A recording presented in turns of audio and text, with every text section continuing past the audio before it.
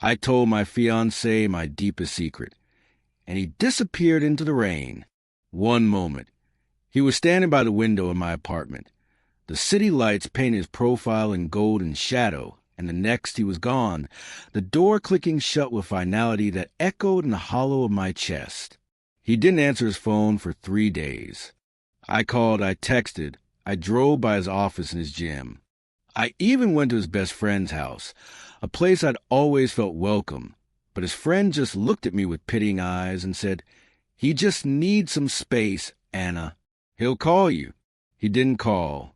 The silence was a physical weight, crushing the air from my lungs.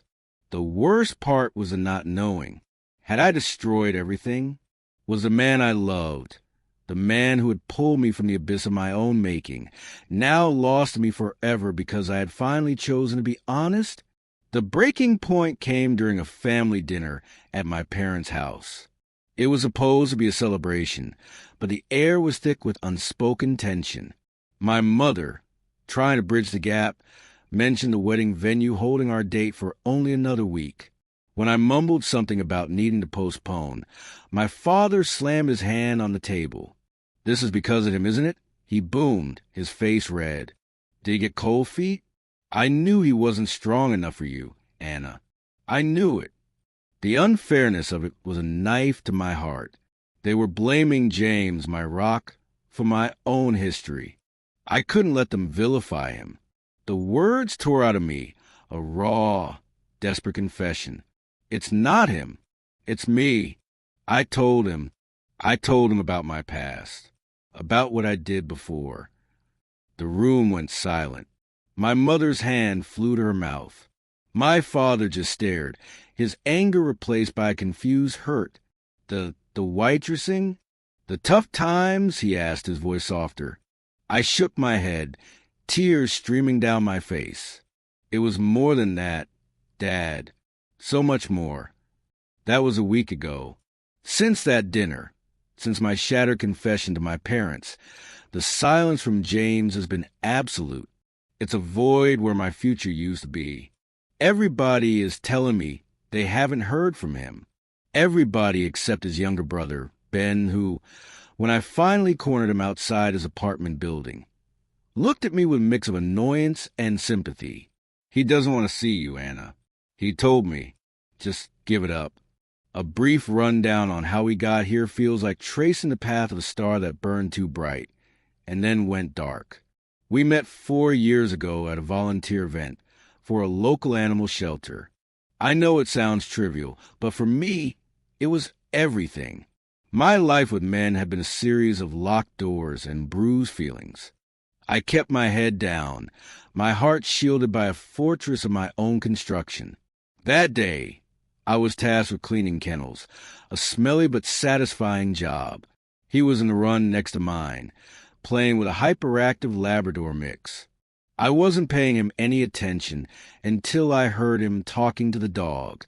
His voice was calm, patient, and laced with a gentle humor that made me look up. He wasn't just throwing a ball. He was teaching the dog to sit, to wait, his encouragement a quiet, steady stream. I found myself watching him, the way his eyes crinkled when he smiled, the easy strength in his hands. Later, in the break room, we were both reaching for the last bottle of water. Our hands touched. I flinched back, an old habit. He just smiled and handed it to me. "You look like you need it more than I do. You've been working hard." It was the first time a man's attention hadn't felt like a demand or a prelude to disappointment. It felt like a gift. We started talking. He told me he was an architect. I told him I worked in a library, which was true now, but felt like a lie by omission. We went for coffee, then dinner. With James, everything was easy. The silence between us was comfortable, not strained. The conversation flowed. I had never been in love before. I'd had infatuations, desperate clutches at connection, but this was different. This was a slow, steady sunrise after a lifetime of night. On our second anniversary, during a picnic in the park where we'd had our first real date, he got down on one knee, The ring was simple, a single sapphire flanked by 2 small diamonds. "You are my blueprint for a happy life, Anna," he said, his voice thick with emotion. "Will you build it with me?" I cried. I said yes. We planned a long engagement, wanted to savor every moment. For 2 years, I lived in a state of grace. I felt the warmth of his love every single day. He was my anchor. When nightmares from my past would shake me awake, he was there, holding me, whispering that I was safe. When I felt the old anxieties creeping in, he'd make me laugh with a stupid impression or plan a surprise trip to the beach. He made me believe I was worthy of the good, clean life I had fought so hard to build. But then, my parents started planning the wedding in earnest. They insisted on paying, a generosity that filled me with a gnawing guilt. One afternoon, my mom and I were looking at floral arrangements, and she asked, "Does James know about, your rough patch?" They knew about the depression, the aimless drifting, the financial struggles after I dropped out of college. They thought that was the extent of it. They had no idea how deep the rabbit hole went. "He knows things have been hard," I said evasively. My mom patted my hand. "Then that's all he needs to know, sweetie. The past is the past. You're a different person now." But my father, later that evening, said something that burrowed under my skin. "Anna, even if you've changed, that past is still a part of your story. Hiding it, it's not a solid foundation. If he loves you, he'll understand. But if he finds out later, from someone else, it might feel like a betrayal. Trust is the most important brick in the house." His words haunted me. The idea of James ever looking at me with a sense of betrayal was worse than the fear of him leaving me now. So I made a choice. I would tell him everything. I would trust him with the ugliest parts of me. Last Saturday, I cooked his favorite meal. I lit candles. My hands were shaking so badly I could barely hold a wine glass. After dinner, I asked him to sit with me on the couch. "I need to tell you something." I began, my voice a tremulous whisper, something about my past, the parts my parents don't know. He listened. He listened as I told him about dropping out of college not just from depression, but from a raging cocaine habit that I funded by maxing out the credit cards my parents had given me for emergencies. He listened as I described the eviction, the homelessness that wasn't just a few nights on a friend's couch, but months spent in shelters or, when I was lucky, in the back rooms of bars where I worked. He listened as I confessed that working in those bars quickly escalated from serving drinks to dancing on tables, and then, when the drugs demanded more money, to private parties and, ultimately, to selling my body to strangers in cheap motel rooms. I told him I didn't remember most of the men's faces. I told him I was usually high, that it was the only way to get through it. I told him about the night I overdosed in a bathroom stall, how a bouncer had found me, blue-lipped and not breathing, and how the paramedics had brought me back. I told him about the 3 days in a coma and the profound, terrifying clarity that greeted me when I woke up. It was like emerging from a fever dream into a cold, harsh light. I checked myself into a rehab program the day I was discharged and had never looked back. It had been 7 years. Throughout it all, James was silent. His face, usually so expressive, became a mask. When I finished, the only sound was the hum of the refrigerator. He let out a long, slow breath. I don't know what to say. He stood up and walked to the window, his back to me. "I appreciate your honesty, Anna. I do, but I need some time to process this." "Of course," I whispered, my heart shattering. He left without another word. That was the last time I saw him, or heard his voice for over a week. I sent a few texts. "I love you. I'm here if you have questions. Please let me know you're okay." But they were met with a deafening silence. I was adrift. The rock I had built my life upon had crumbled into dust. I knew my past was sordid and ugly, but it was a lifetime ago. I had moved cities, changed my name legally, built a new identity from the ground up. There was no one from that life who could find me. I was safe. But was my future with James gone? Then, on a rainy Sunday morning, my phone buzzed. It was a text from him. My heart leaped into my throat. "Can we talk?" It read, "Meet me at the shelter. Noon." The animal shelter was where it had all begun. I arrived first, the familiar scent of disinfectant and dog food filling my senses. I waited in the lobby, my stomach in knots. He walked in exactly at noon, his hair damp from the rain. He looked tired, older. He didn't smile. "Hi," he said quietly. "Hi." He gestured toward the door. "Let's go to your place. We need privacy." The drive to my apartment was silent. Once inside, he didn't sit down. He stood in the middle of my living room, looking lost. "Are you leaving me?"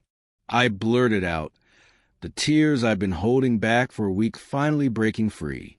He looked at me, and for the first time, I saw the pain in his eyes. It was a raw, open wound. "I don't know," he said honestly. "A lot of that depends on you and on how much of my mess you're willing to tolerate." "Your mess?" I asked, confused. "Anna, this past week has been hell," he began, his voice low and strained. "I had to face some things about myself I'm not proud of. I realize I'm not the secure, evolved man I thought I was. I'm possessive. I'm jealous. And hearing what you told me, it brought out a side of me I didn't know existed. My hope would have been a tiny, flickering flame, grew a little brighter." He was talking about a future, about his own flaws. He wasn't just condemning me. "I need to ask you some questions," he said, his gaze direct and pained. "They're going to be hard, and they're going to be personal. You don't have to answer them, but I feel like I need to know to even have a chance of moving forward." "Anything," I said, my voice firm despite my tears. "Ask me anything." He took a deep breath. "Did you always use protection?" "No," I whispered. "Not always." "Have you been with anyone in any context since you moved to the city?" "No, never." "Do you have any idea how many men there were?" "No, I lost count. It was a lot." "Have you been tested for STDs?" "Recently?" "Yes, 6 months ago. And when I left that life, I'm clean. I have the paperwork." "Would you be willing to get tested again?" "With me?" "Yes, of course." "Did you ever have a relationship with any of them? Any feelings?" "No, it was transactional. It was survival." "What drugs did you take?" "Mostly cocaine. Some pills. Whatever was around." "When was the last time you used?" "The day of my overdose. 7 years, for months, and 12 days ago." "Do you ever feel the urge? When life gets hard?" "No. The thought of it makes me sick. That person isn't me anymore. How can I be sure you won't relapse? How can I trust that?" "You can't," I said softly. "Not completely. You just have to trust the person I am now. I can only show you every day that I am committed to this life, to you. The money you took from your parents, did you pay them back?" "Yes, every cent. It took me 3 years." "Have you ever stolen anything else? From anyone?" "No, never." "How can I be sure you won't steal from me?" "Because I love you. The thought of betraying your trust like that is abhorrent to me." The questions went on for hours. He apologized repeatedly for asking, his own shame evident. I answered every one as truthfully as I could, sometimes having to stop to compose myself. He listened, really listened, his eyes never leaving my face. It was excruciating, but it was also a strange kind of catharsis. He was engaging with the reality of my past, not just running from it. Finally, he was done. He looked exhausted. My concerns, they're my problems, but they affect you, he said. First, I'm terrified that under pressure, you might revert, not just to drugs, but to survival mode, that you might steal or lie. Second, of the sex. He looked away, his jaw tight. I've had these horrible, intrusive images all week. I'm afraid that because of the volume, the context, that it can't be special for you, that it's just something you do for me. And that thought, it makes me feel sick. It makes me not want to touch you, and that's its own kind of hell. I listened, my heart aching for him. I understand, I said. All I can tell you is that with you, it is special. It's about connection. It's about love. It's the farthest thing from what it was before. He nodded slowly, absorbing my words. I believe you, he said, and those 3 words felt like a lifeline. I love you, Anna. I do, and I'm willing to try. But I can't get married right now. I need time. I need to see us through this new lens. I want to postpone the wedding. I want to go back to just dating, exclusively, but without the pressure of a date. My heart both soared and sank. He was staying, but the future was uncertain. I started to take off my engagement ring, my hands trembling. No, he said, his voice breaking for the first time. He reached out and stilled my hand. Just don't take it off. I still want to marry you. I just need more time. Relief washed over me so powerfully I thought my knees would buckle. We spent the rest of the day talking, planning. We decided to tell people we were postponing due to scheduling conflicts with a major project at his firm. We agreed to start couples counseling. He thought I should tell my parents the full truth, to clear the air, but he said he would support my decision either way. In the end, I chose not to tell them. The shame was still too great, and I couldn't bear to see the new hurt in their eyes. We navigated the next few weeks carefully. There was a new tension between us, a fragility. Sex was hesitant at first, both of us hyper-aware of his confessed fears. But we talked through it, and slowly, the old intimacy returned, deepened by the hard-won honesty. Then came Thanksgiving. It was a test I hadn't anticipated. He came to my parents' house after having dinner with his own family. The atmosphere was warm, filled with the smells of roast turkey and pie. My extended family was there, aunts, uncles, cousins. For a while, it felt almost normal. The trouble started when my aunt, well-meaning but oblivious, asked about our wedding date. So, summer of next year, right? I've already started looking for a hat. There was an awkward pause. James looked at me. I forced a smile. We've actually had to postpone a bit, I said. Work is just crazy for James right now. My grandmother, sharp as a tack, wouldn't let it go. Postpone? But the church is booked. The country club. What kind of work is more important than this? The interrogation lasted through dessert. I could feel James stiffening beside me, his polite smile becoming fixed and strained. He was taking the blame, publicly, for my secret. The guilt was a lead weight in my stomach. After most of the family had left, and we were sitting in the living room with just my parents, my mother sighed. I'm sorry about Grandma, she said. She's just old-fashioned. But really, you too, is it truly necessary to postpone over ancient history? She looked pointedly at James. That was it. The dam broke. I could not let them do this to him. Mom, Dad, stop. I said, my voice trembling but clear. This isn't James's fault. You're blaming him for something that is entirely about me. James squeezed my hand, a silent plea to stop. I looked at him and shook my head. No, it's not fair to you. I turned back to my parents. When you kicked me out, it was worse than I ever told you. I didn't just wait tables. I was an exotic dancer. And it didn't stop there. I didn't have to say more. The horror that dawned on my mother's face said she understood completely. She let out a choked sob and buried her face in her hands. My father stared at me, his face pale, his expression one of utter devastation. "My God, Anna," he whispered.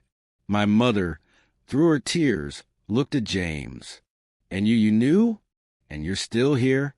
Her voice was a mixture of awe and pity that stung, but her intention was pure. "You are a better man than I deserve for my daughter." The focus was off him. The blame was back where it belonged, on the choices of my past, not on the man I loved. James handled it with incredible grace, deflecting my parents' shocking grief with quiet dignity. I walked him out later, the cold night air a shock to my system. "You didn't have to do that," he said, pulling me into a hug. "I did," I murmured into his coat. "I couldn't let them think less of you. I love you too much." He kissed me, a deep, heartfelt kiss that felt like a promise. "I'll call you tomorrow."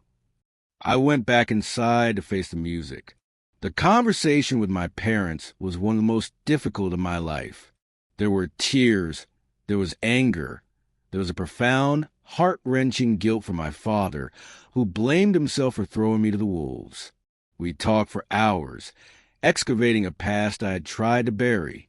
We finally went to bed, emotionally spent. I was woken a few hours later by my mother's screams. I ran into their bedroom to find my father clutching his chest, his face gray, gasping for breath. The world narrowed to a single, terrifying point. I called 911, my voice shaking so badly the dispatcher had to calm me down. The ambulance arrived in a whirl of lights and noise. They worked on him frantically, then rushed him to the hospital.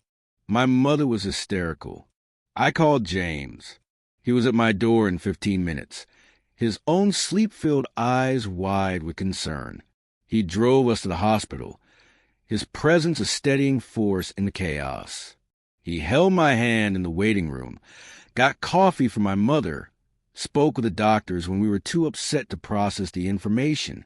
The diagnosis was a severe heart attack. The doctor told us the paramedics had saved his life by administering medication and getting him to the cardiac catheterization lab in time. They placed a stent in a blocked artery. It was a long, agonizing night, but by morning he was stable, awake, and complaining about the hospital food. James never left our sides. He was our rock, our advocate, our comfort. When my father was finally moved to a regular room, pale but smiling weakly, my mother pulled me aside. Her eyes were red-rimmed but clear. "Don't you ever let that man go, Anna," she said, her voice fierce. "He's family." A week later, my father came home. The crisis had, in a strange way, fused our fractured family back together with a new understanding and a fierce, protective love. James and I continued our counseling. The path wasn't always smooth. There were still moments of insecurity, flashes of the old images that haunted him. But we faced them together. We learned to talk instead of retreating. 6 months after that terrible Thanksgiving, on a bright spring day, James took me back to the animal shelter. The same Labrador mix, now older and calmer, was in the run. James got down on one knee, just as he had in the park. "The foundation's been tested," he said, his eyes shining with love and certainty. "And it's stronger than ever. Anna, will you marry me? For real this time? Soon." I laughed through my tears and said yes.